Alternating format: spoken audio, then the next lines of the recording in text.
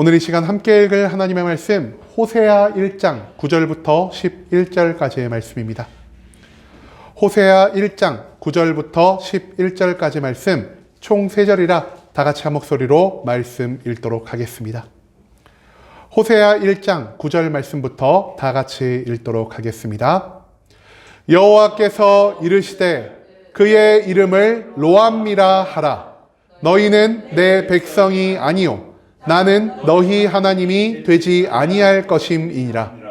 그러나 이스라엘 자손의 수가 바닷가의 모래같이 되어서 헤아릴 수도 없고 셀 수도 없을 것이며 전에 그들에게 이르기를 너희는 내 백성이 아니라 한 그곳에서 그들에게 이르기를 너희는 살아계신 하나님의 아들들이라 할 것이라. 이에 유다 자손과 이스라엘 자손이 함께 모여 한 우두머리를 세우고 그 땅에서부터 올라오리니 이스라엘의 날이 클 것임이로다. 아멘.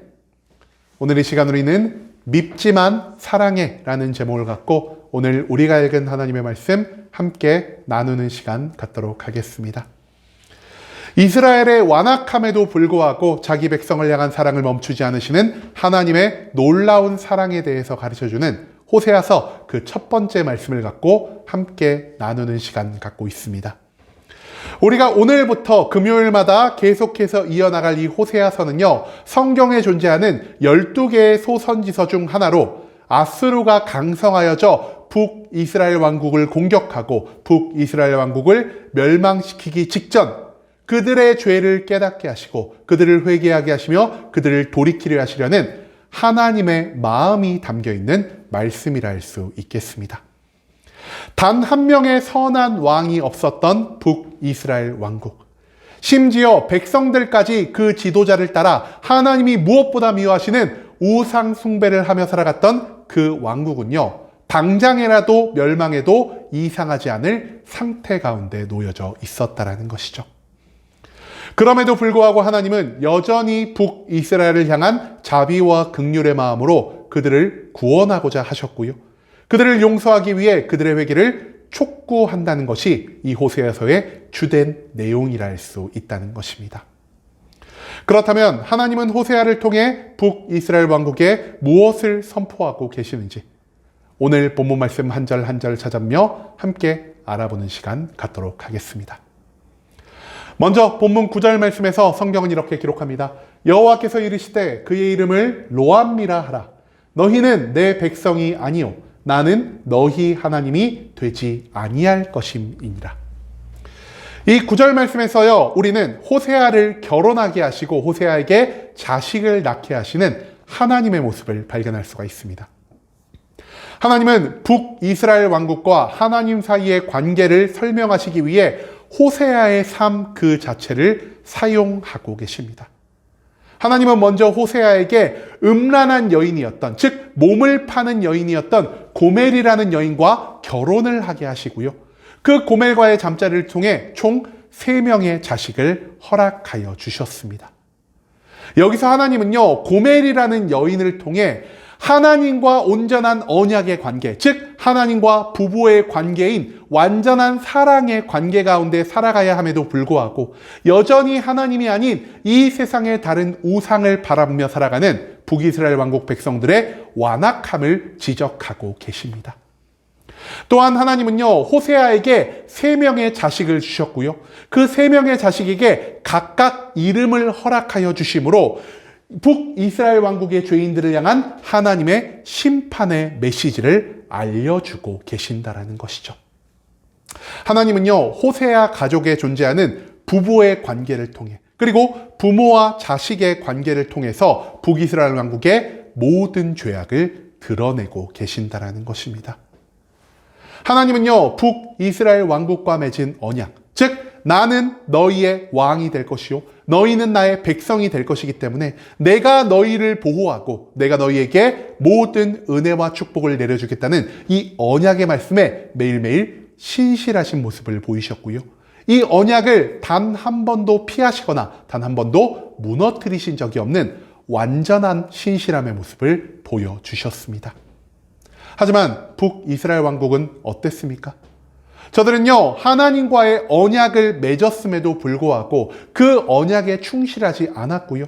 하나님이 아닌 세상을 더욱 의지하며 하나님 바깥에서 더 큰 기쁨과 즐거움을 누리며 살아가는, 즉 언약에 신실하지 않은 모습을 보였다라는 것입니다. 그렇기 때문에 하나님은요, 이 북이스라엘 왕국을 심판하시기로 결정을 하셨고요. 이 심판의 메시지를 조금 더 생생하게 그리고 조금 더 확실하게 알리기 위해 오늘 본문 말씀 가운데에서 호세아의 세 자녀 중 셋째 아들 이 로암이라는 이름을 통해서 그들에게 심판의 메시지를 선포하고 계신다라는 것입니다. 그렇다면 호세아의 셋째 아들이었던 이 로암이는 과연 어떤 뜻을 담고 있는 것일까요? 하나님은요, 이 자녀에게 로암이라는 이름을 남겨주시며 이 이름에 해당하는 뜻이 무엇인지를 호세아에게 알려주고 계십니다. 로암이는요, 너희는 내 백성이 아니요, 나도 너희들의 하나님이 아니다라는 뜻을 담고 있는 단어입니다. 북이스라엘 백성들은요, 하나님 앞에 우상 숭배라는, 그리고 하나님의 모든 뜻에 온전히 순종하며 살아가지 못하는 이 죄악 가운데에서 살아갔습니다. 그런데 여기서 더 큰 문제는 무엇이냐? 저들은요, 자신들이 죄를 짓고 살아간다라고 전혀 생각하지 않았고요.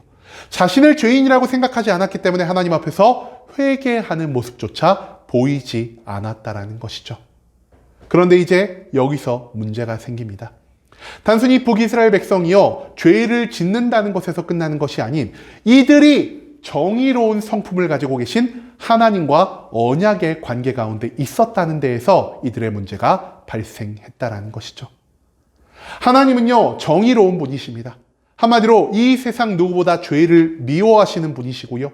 죄가 있는 곳에는 함께하지 않으시며 인간이 지은 모든 죄에 합당한 심판과 징계를 내리시는 그러한 성품을 가지고 계신다 할 수 있다는 것이죠.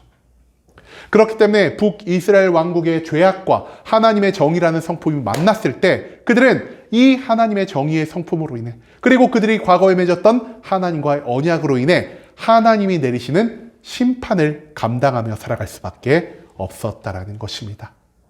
즉, 그들은 하나님의 언약에 신실하지 못했기 때문에 하나님과 맺은 관계를 완전히 상실할 수밖에 없었고요. 하나님을 떠나 살아갔기 때문에 하나님을 떠난 그 삶의 자리 가운데에서 인간으로서는 도무지 감당할 수 없는 혹독한 징계를 감당하며 살아가야만 했다라는 것입니다. 여러분, 우리의 심판은요, 단순히 우리의 삶 가운데에서 특별한 무언가가 발생하는 것이 아닙니다. 하나님과의 관계가 끊어졌다는 것은요, 하나님이 내가 모르는 사이에 매일매일 나의 삶에 공급하시던 그 사랑과 은혜가 끊어졌다는 것을 의미하는 표현이 될 수 있다는 것입니다. 우리는요, 우리를 향한 하나님의 사랑과 은혜가 아니고서는 지금 이 순간도 1분 1초라도 나 혼자의 힘으로는 절대로 살아갈 수가 없는 존재입니다.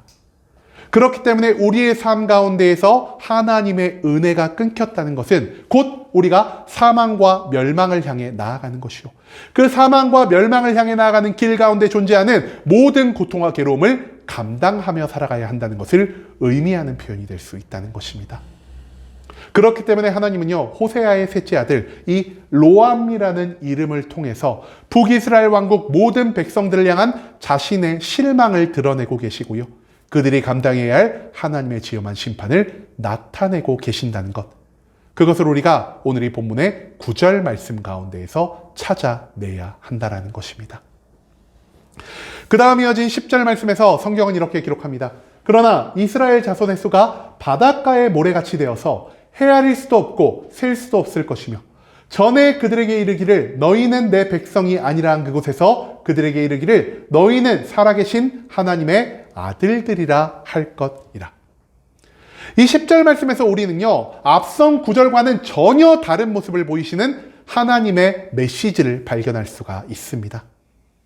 여러분, 하나님은요, 로암이라는 이름을 통해서 북이스라엘 향한 확실한 심판 계획을 호세아에게, 그리고 그 자리에 살아가는 모든 백성들에게 한 차례 선포하셨습니다. 하지만 이 심판의 메시지를 선포한 다음 그 다음 이어지는 10절 말씀 가운데에서 너희가 어떤 심판을 감당할지, 너희가 이 심판 가운데에서 어떤 고통을 감당할지를 말해주신 것이 아닌 오히려 그들이 심판 이후에 온전한 회복을 얻을 것이다라는 회복의 예언을 남겨두고 계신다라는 것입니다. 여러분, 여기서 등장하는 하나님의 회복의 말씀은요, 북이스라엘 왕국을 향한 하나님의 변치 않은 자비와 긍휼을 드러내는 사랑의 모습이라 할 수 있다는 것이죠. 성경 말씀을 찾아보면요, 하나님은 크게 두 가지의 속성을 가지고 계신다라 할 수 있겠습니다. 이 하나님의 두 가지의 속성을 성경 말씀은 각각 무엇으로 표현하고 있냐? 첫째, 우리가 앞선 9절에서 발견한 정의로 표현하고 있다는 것입니다.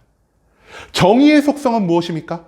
하나님은 이 세상 누구보다 죄를 미워하시고요, 죄가 있는 자리에 함께하고자 하지 않으시고요, 인간이 어떤 죄를 지었던 그 죄에 합당한 대가, 즉 심판과 징계를 치르게 하시는 분이 하나님이라는 사실을 성경은 이 정의라는 단어를 통해 표현하고 있다는 것입니다. 그런데 하나님이 단순히 정의의 속성만을 가지신 심판의 하나님으로 성경이 하나님을 표현하고 있는 것일까요? 그게 아니라는 것이죠. 하나님은요, 정의의 성품과 동시에 공의라는 성품을 함께 가지고 계십니다. 그렇다면 이 공의의 성품은 과연 무엇이라 할 수 있을까요? 죄를 미워하심에도 불구하고 하나님은 그 죄 가운데 살아가고 있는 우리 인간들을 안타깝게 그리고 불쌍히 여기시는 분이십니다. 한마디로 우리를 향한 자비와 긍휼을 멈추지 않으시고요, 그 죄악으로 인해 발생한 심판을 통해 다시 우리를 돌이키시고 다시 우리와 온전한 사랑의 관계를 세우시며 다른 무엇보다 그 모든 고통과 괴로움을 겪은 우리들을 회복해 하시려는 계획을 가지신 사랑의 속성이 바로 하나님의 공의 가운데 담겨 있다는 사실을 우리가 또한 잊지 말아야 한다는 것입니다. 하나님은요, 호세아서 9절의 말씀 가운데에서는 절대로 죄를 용납하지 않으시는 자신의 심판의 모습, 즉 정의의 모습을 보이고 계시고요, 그 심판의 메시지를 전달한 다음 10절 말씀에서는요, 그들이 심판을 통해서 그들의 마음을 돌이킨다면 하나님이 저들을 온전히 회복시켜 주실 거라는 공의의 성품을 보여주고 계신다라는 것입니다. 한마디로 하나님은 호세아서에 등장하는 이 로암미라는 이름을 통해서 자신의 정의를, 자신의 공의를 모든 북이스라엘 백성 가운데 선포하고 계신다라는 것이죠. 여러분, 이 북이스라엘의 백성들은요, 반드시 하나님의 심판을 감당해야만 했습니다. 왜냐? 저들은 하나님이 미워하시는 모든 죄를 지었고요, 하나님의 오래 참으시는 그 기간이 끝날 때까지 나의 죄를 인지하지 못하고 나의 죄를 회개하지 않는 모습을 보였기 때문이라는 것입니다. 그렇기 때문에 그들은 하나님의 심판을 감당할 수밖에 없었다는 것이죠. 하지만 하나님은요, 단순히 저들을 괴롭게 하기 위해, 저들을 죽이고 저들을 멸망시키기 위해 저들에게 심판을 예비하신 것은 아닙니다. 하나님은요, 심판을 통해서 이 심판을 감당하는 모든 사람들을 고난 가운데 빠뜨리십니다. 하지만 그 고난 가운데서 우리를 어떻게 깨달음으로 인도하시냐? 아, 내가 그동안 일상적인 삶을 살아갈 수 있었던 이유가 나의 능력 때문도 아니요, 나의 노력 때문도 아니요, 세상의 도움 때문도 아닌 오직 하나님의 은혜 때문이었구나. 내가 은혜가 없다면 단 한순간도 살아갈 수가 없는 나약하고 어리석은 존재였구나라는 것을 하나님은 이 심판의 고통 가운데 깨닫게 하여 주신다는 것입니다. 그리고 우리가 이 모든 것들을 깨달았다면 우리는 나의 죄를 발견함으로 하나님께 회개할 수가 있을 것이요, 내가 하나님께 전심으로 회개함으로 다시 한번 하나님께 돌이키고자 하는 온전한 삶의 태도를 갖출 수 있게 된다는 것이죠. 그리고 우리가 이 심판의 고통 가운데에서 참된 회개를, 참된 돌이킴의 모습을 보인다면 하나님은 우리의 모든 죄를 온전히 사하여 주실 것이요, 우리와 끊어졌던 그 사랑의 관계를, 그 언약의 관계를 다시 완성시켜 주실 것이요, 그 언약 관계의 회복에 따른 우리들의 모든 삶을 다시 한번 회복시켜 주실 계획을 가지고 계신다라는 사실을 우리는 오늘 이 말씀 가운데에서 배울 수 있게 된다는 것입니다. 한마디로 심판의 목적은 고통과 괴로움, 사망과 멸망이 아닌 저들을 온전히 회복시키기 위한 것, 저들의 죄를 깨닫게 하고 저들과 다시 하나님과의 온전한 관계를 세우게 하기 위함이란 사실을 우리는 이 10절 말씀을 통해 배울 수 있게 된다는 것이죠. 그리고 이제 마지막 11절 말씀에서 성경은 이렇게 기록합니다.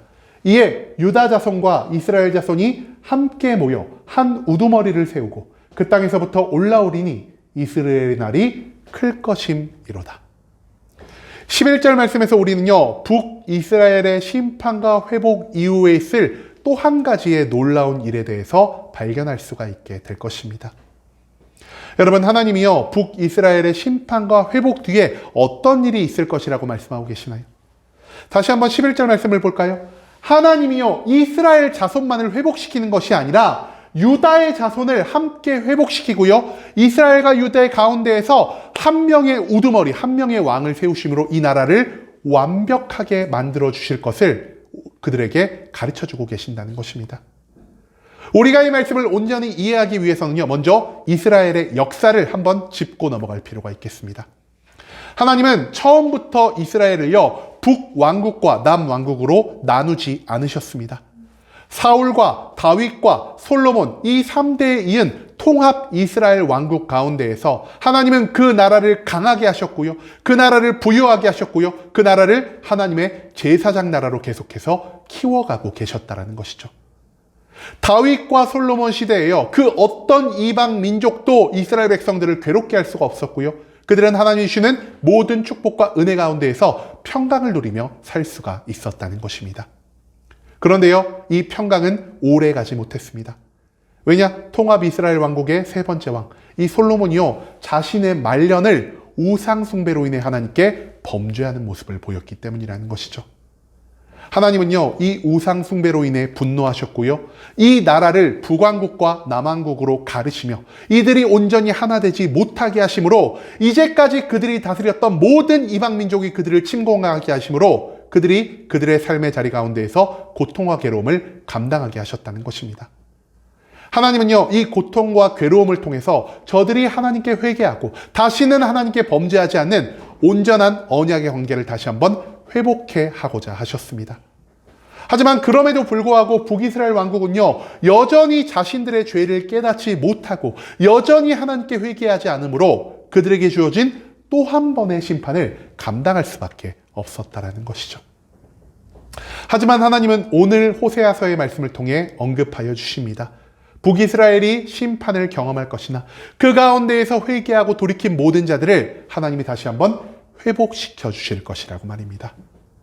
그런데 하나님은요, 단순히 북이스라엘만을 회복시키시는 것이 아니라 여기 말씀에는 등장하지 않았던 남유다 왕국까지 함께 회복시켜 주실 것을 선포하고 계신다라는 것이죠. 이것을 통해 우리가 발견할 수 있는 것 무엇이냐? 하나님이 회개를 하는 자에게 만들어주시는 회복은요, 일시적이고 부분적인 회복, 즉 회개한 북이스라엘만을 회복시켜 주시는 것이 아닌, 북이스라엘을 잠시 동안만 평강 가운데 살아가게 하시는 것이 아닌, 그들이 그토록 바라고 꿈꿔온 이스라엘을 강력하게 만들고 이스라엘을 어떤 외부 세력의 침공을 받지 않게 만들고 이스라엘에 하나님의 축복과 평강이 넘쳤던 다윗과 솔로몬의 시대, 즉 남왕국과 북왕국이 하나 되어서 이 땅 가운데 하나님의 제사장 나라로 바로 서가는 이스라엘 왕국을 다시 한번 회복시켜 주실 것이다라는 하나님의 완전한 회복의 약속을 부여받았다라는 사실, 그것을 우리가 오늘 본문 말씀의 11절을 통해서 찾아볼 수가 있게 된다는 것이죠. 여러분, 하나님은요, 죄에 굉장히 엄격하신 분이십니다. 하나님은 작은 죄를 잊지 않으시고요, 인간이 한 번이라도 죄를 지었다면 그 죄에 대한 합당한 대가를 치르게 하시는 정의의 속성을 가지신 분이라는 사실을 우리는 절대로 잊지 말아야 한다는 것입니다. 만약 죄를 지었고 우리가 그 죄를 인정하지 않으므로 하나님 앞에 회개함이 없다면 하나님이 우리의 죄를 오래 참으시는 그 기간이 끝나는 즉시 우리가 하나님께서 받을 수 있는 것은 오직 지엄한 심판밖에 없다라는 사실을 오늘 본문 말씀은 우리에게 가르쳐주고 있다는 것이죠. 하지만 하나님이 오늘 말씀 가운데에서 다시 한번 남기신 것 무엇입니까? 우리들에게 주어지는 하나님의 심판은요, 단순히 우리의 멸망과 고통을 위해 예비된 게 아니라는 것입니다. 하나님은요, 이 심판을 통해 우리 스스로가 죄를 깨닫기를 원하시고요. 우리가 이 죄를 깨달음으로 인해 회개하고 하나님께 돌아오기 위한 극약 처방으로서 이 심판을 예비하고 계신다는 것입니다. 여러분, 우리는요, 우리가 육신의 질병이 오기 전까지 우리가 지금 잊고 살아가는 이 건강이 얼마나 소중한 것인지를 알지 못합니다. 목이 쉰 다음에야 우리가 말하는 것이 얼마나 복된 일인지를 깨달을 수 있게 될 것이고요. 코가 막힌 다음에야 우리가 코로 숨을 쉴 수 있는 것이 우리에게 있어서 얼마나 큰 은혜였는지를 발견할 수 있게 된다는 것이죠. 이와 마찬가지로 우리의 일상이 박탈되고 우리가 하나님의 은혜 바깥에서 고통과 괴로움을 감당한 이후에야 매일매일 우리의 삶에 부어지는 하나님의 신실하신 사랑이, 신실하신 은혜가 얼마나 놀라운 축복이었는지를 깨닫게 될 수 있다는 것입니다. 한마디로 하나님은요, 심판을 단순히 고통과 괴로움 가운데에서만 끝나게 하시는 것이 아닌 심판 가운데에서도 여전히 우리를 향한 사랑을 드러내시며 이 심판을 통해 다시 한번 우리를 온전히 회복해 하실 계획을 가지고 계신 참된 공의의 하나님이란 사실을 우리가 또한 잊지 않을 수 있기를 원합니다. 하나님은요, 양면성을 가지고 계신 분이십니다. 첫 번째로 하나님은 정의의 속성을 가지고 계심으로 인해 이 세상에서 누구보다 죄를 미워하시는 분이시지만 그와 동시에 공의의 속성을 가지심으로 인해 죄 가운데 인간들을 안타깝게 여기시고 그들을 구원하고자 하시는 사랑의 마음을 함께 가지고 계신 분이라는 사실을 우리가 기억할 수 있기를 원합니다. 즉, 오늘 본문 말씀 가운데에서 하나님은 자신의 공의를, 자신의 정의를 동시에 보이시면서 우리가 이 공의와 정의의 모든 것들을 받아들이며 살아가는 하나님을 경외하는 삶을 살아가게 하여 주신다라는 것입니다. 여러분, 하나님을 경외하는 건 무엇입니까? 단순히 내가 예배에 참석하는 것이 하나님을 경외하는 것이 아니고요. 단순히 내가 기도하고 말씀을 많이 하는 것, 이것을 통해 내 믿음을 많은 사람 앞에 증명하는 것이 하나님을 경외하는 삶이 아니라는 것입니다. 하나님을 진정 경외하는 것은 무엇이냐? 하나님의 양면성을 내가 깨닫고 내가 그대로 받아들이며 사는 것. 하나님은 정의로운 속성으로 인해 나를 심판하실 수 있지만 그와 동시에 하나님이 가지고 계신 공의로 인해 나를 용서할 수 있는 유일한 자격을 갖추고 계신 분이다라는 사실을 우리가 모두 받아들이며 사는 것이 하나님을 경외하는 삶이라 할 수 있다는 것입니다. 이 세상 누구보다 죄를 미워하시지만 죄 가운데 살아가고 있는 우리 인간들을 여전히 사랑하시고 여전히 회복시키고자 하시는 이 하나님의 양면적인 모습, 그리고 이 양면적인 모습을 통해 우리는 심판 가운데 절망만으로 우리의 삶을 멈추는 것이 아닌 심판 가운데에서도 하나님의 자비를 바라면서 심판 이후에 우리에게 찾아올 회복을 꿈꾸며 살아갈 수 있게 된다는 사실을 오늘 본문 말씀에서 우리가 배울 수 있게 된다는 것이죠.